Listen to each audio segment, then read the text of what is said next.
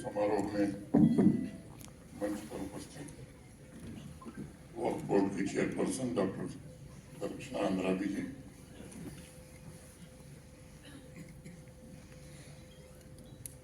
Professor Geeta Singh, director centre for professional development in higher education, Delhi university,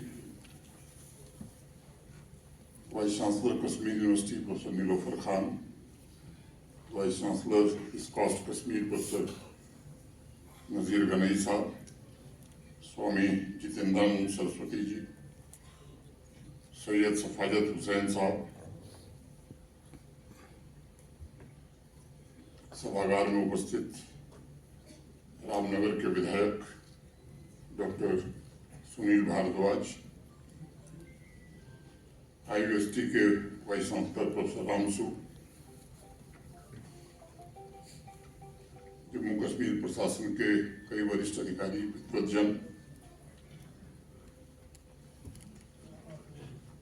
देवियों, सज्जनों और मित्रों,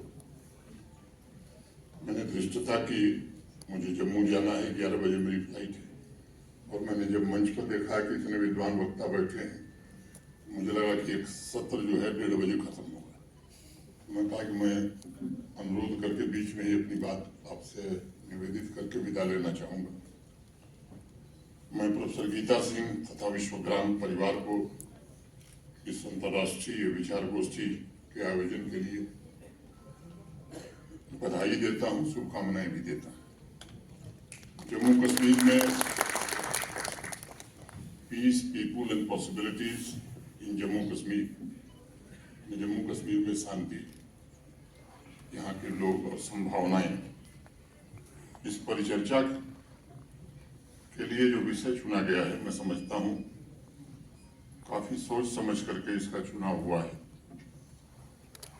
और निश्चित रूप से इसके पीछे एक व्यापक विजन भी हो सकता है। शांति का अर्थ मुझे लगता है कि समाज में एक ऐसी स्थिति का निर्माण करना जो हर प्रकार के संघर्ष, अराजकता और अशांति से मुक्त हो। यहाँ डल के लहरों की आवाज, चिनार के पत्तों में प्रगति के राग और तरक्की से लाभान्वित आवाम की साझी मुस्कान, यही शांति को प्रतिबिंबित करेगी। शांति व भयमुक्त आस्था है जब रात में श्रीनगर से परिवार सकुशल सोकर यहाँ निकल जाता है। शांति का एक दूसरा अर्थ है कि वह स्वयं के भीतर हो, ताकि दूसरों के साथ भी सामंजस्य बनाकर समझ, सहानुभूति और सहयोग को बढ़ावा दे सके। शांति हर व्यक्ति को अपनी मर्जी से जीने का हक देती है। अपनी मर्जी से बिना खौफ सांस लेने और उसके अस्तित्व की स्वतंत्रता प्रदान करने का ही दूसरा नाम शांति मैं समझता हूँ है। शांति वो आदर्श स्थिति है जो वितस्ता के किनारे विभिन्न विचारधारा के लोग बैठकर संवाद करते हैं और उनके बीच मतभेदों को स्वीकार भी किया जाता है और चर्चा भी की जाती है। शांति वह है जो व्यक्ति में करुणा का संचार करती है और उसके मन और आत्मा को शुद्ध करती है। शांति या जम्मू कश्मीर में कितनी दिखाई पड़ रही है वो जम्मू कश्मीर के लोग बताएंगे, लेकिन मुझे लगता है कि जो दिखाई पड़ती है वो एकता है, जिसने एक ऐसे आवाम के निर्माण में सहायता की है जहां मानवता परस्पर सम्मान में फल फूल रही है और हर इंसान को गरिमापूर्ण जीवन गुजारने का समान अवसर मिल रहा है। मैं मानता हूं कि ये शांति स्वयं में पैदा नहीं होती, अपने आप नहीं पैदा होती, बल्कि लोग यानी आम नागरिक और इस सभागार में उपस्थित हर एक कश्मीरी यही शांति की धड़कन है और वो अपनी मेहनत, अपनी लगन और मानवता के कल्याण के लिए समर्पित जीवन के माध्यम से शांति को आकार देता है। शांति के लिए एक दूसरे के प्रति सहानुभूति, ये प्री रिक्विजिट कंडीशन है, ये पूर्व शर्त है।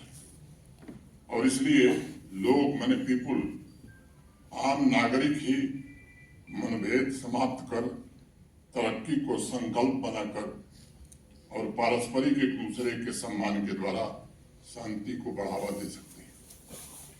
मैं समझता हूं कि आवाम तभी तरक्की करती है और सही मायने में समावेशी विकास, इंक्लूसिव डेवलपमेंट को वही बढ़ावा देता है जब लोग आपसी मतभेदों को भुलाकर एकता की ताकत के साथ राष्ट्र निर्माण में जुटते हैं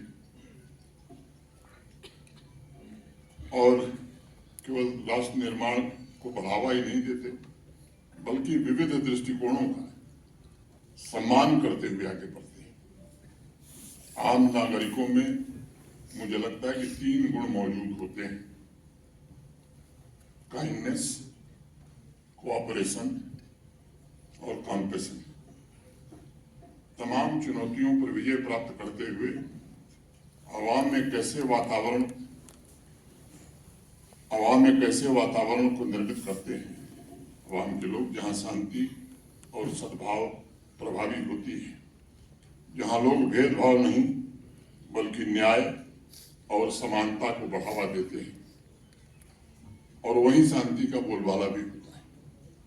जहां लोगों के हाथ एक दूसरे की मदद के लिए उठते हैं, वह साझी समृद्धि को प्राथमिकता देते हैं, वही सामूहिक शांति निर्मित हो सकती है।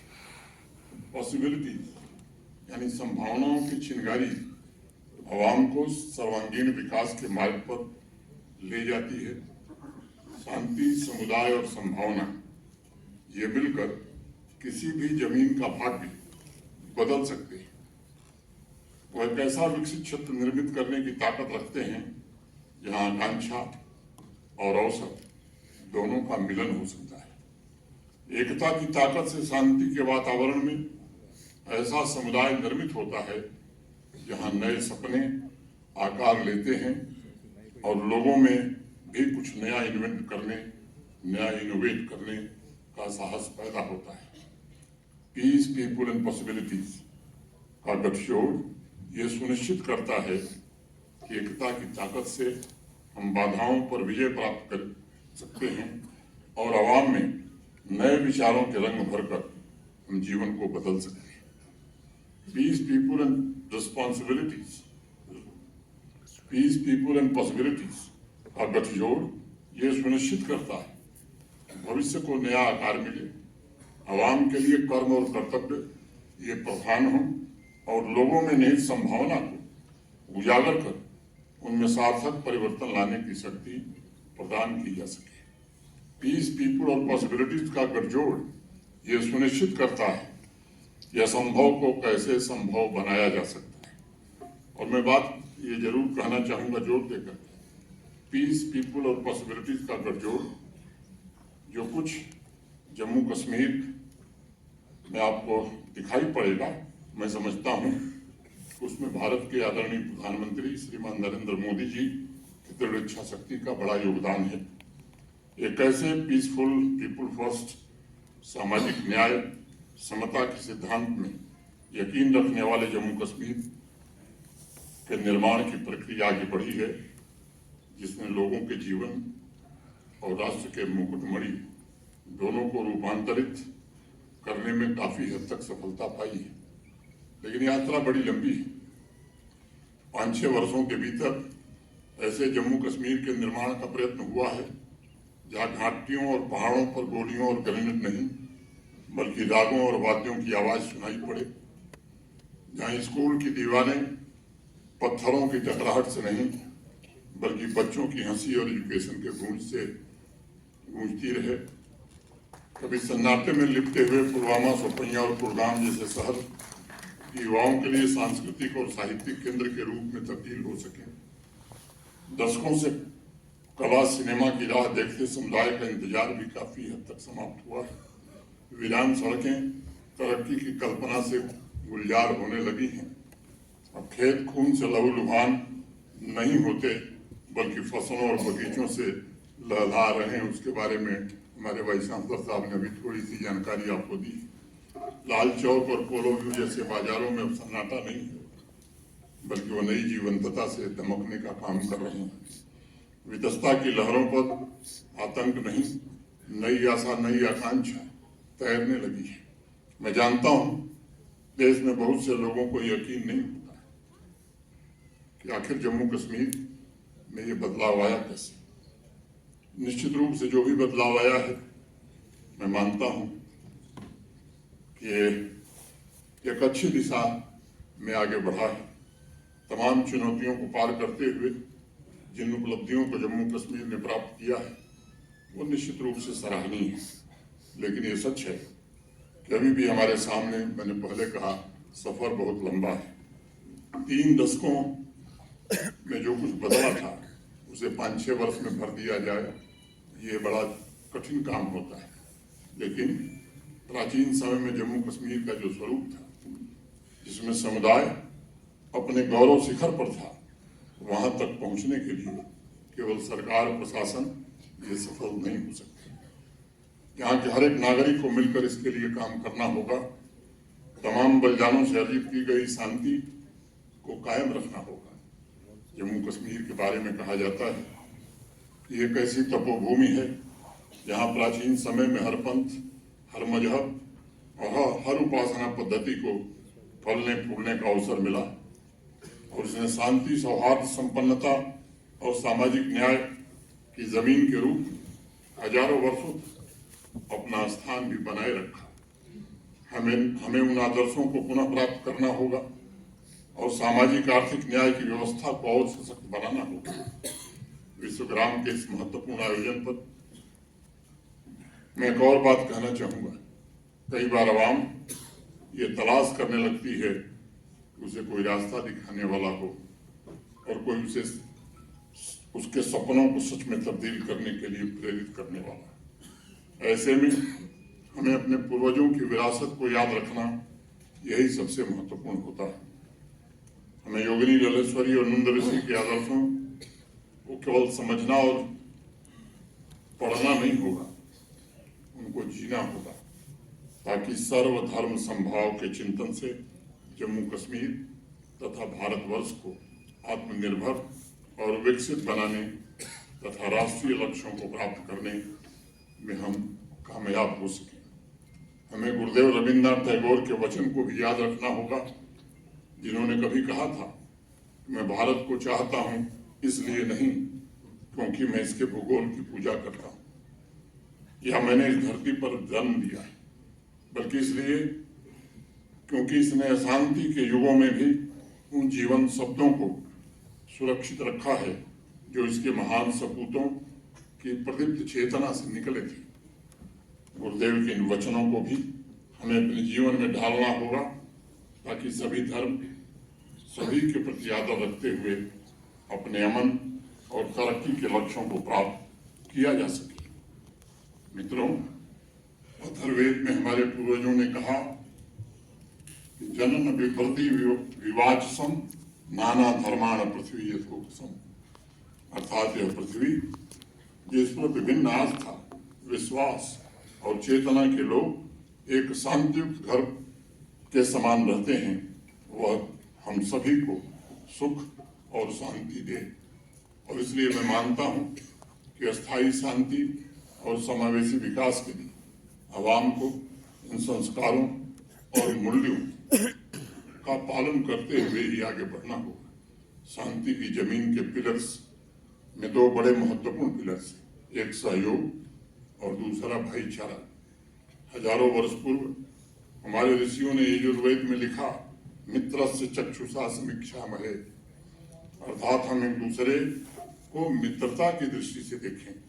मैं आप सबसे अनुरोध करना चाहूंगा कि आइए हर एक इंसान के भीतर मौजूद आंतरिक एकता को स्वीकार करें, उसका सम्मान करें तथा आपसी समझदारी, सहयोग, भाईचारा और मित्रता से शांति और विकास में हम भी योगदान दें। और मैं आवाम से एक दूसरा अनुरोध भी करना चाहता हूँ, कभी भी अपनी चेतना से आदर्शों को विलुप्त मत होने दीजिए। बड़ी कुर्बानी और मशक्कत से पिछले 5-6 वर्षों में जम्मू कश्मीर ने आज ये मुकाम हासिल किया है। पता नहीं कितने जम्मू कश्मीर पुलिस हो, आर्मी हो, केंद्रीय सुरक्षा बल हो या अन्य भी अनेक यहाँ के नागरिक हों, सिविल एडमिनिस्ट्रेशन के लोग हों, बड़े बलिदानों के बाद ये स्थिति हासिल हो सकी है। उन साथियों की स्मृति को जीवंत रखना जिन्होंने हमें और आपको खुली हवा में सांस लेने का अवसर प्रदान किया है और हमारी और आपकी शांति के लिए अपने जीवन का सर्वोच्च बलिदान किया है। उनका त्याग आपके लिए शांति और विकास के प्रति दृढ़ आस्था का काम करेगी। यह प्रयास निरंतर चलते रहना चाहिए। और एक तीसरी बात मैं कहना चाहता हूं कि रूल ऑफ लॉ के सिद्धांत का सम्मान सबको करना होगा। जो समाज रूल ऑफ लॉ का सम्मान नहीं करता वहां शांति स्थापित हो नहीं सकती और जहां शांति नहीं रहेगी वहां विकास कभी हो नहीं सकता। इसलिए मेरा आग्रह होगा कि इस पर सबको एक रूपता के साथ ध्यान देना होगा। कोई भी क्षेत्र, आवाम या राष्ट्र एकत्व की भावना से तभी आगे बढ़ता है जब वो रूल ऑफ लॉ के सिद्धांत से चलता है। रूल ऑफ लॉ प्रत्येक नागरिक को उसके कर्तव्यों की सदैव याद दिलाता है और उसे प्रेरित करता है कि अधिकारों को प्राप्त करने से पहले अपने कर्तव्यों का भी हमें निर्वहन करना होगा। और चौथा अनुरोध मैं करूंगा कि हमें सेवा के मूल्यों को आवाम में स्थापित करना ही होगा। सेवा का मूल्य ही समाज को प्रगतिशील बनाता है और ये सुनिश्चित करता है कि कोई भी बाहरी ताकत फूट न डाल सके। और पांचवा निवेदन मेरा होगा कि आवाम के किसान हो, नौजवान हो, नारी शक्ति हो, हमारे एकेडमिशियंस हो, हस्तशिल्पकार हो, उद्यमी हो, व्यापारी हो, इनोवेटर्स हो, साइंटिस्ट हो, डॉक्टर्स हो, टीचर्स हो, राइटर्स हो, कवि हो, कामगार, कलाकार,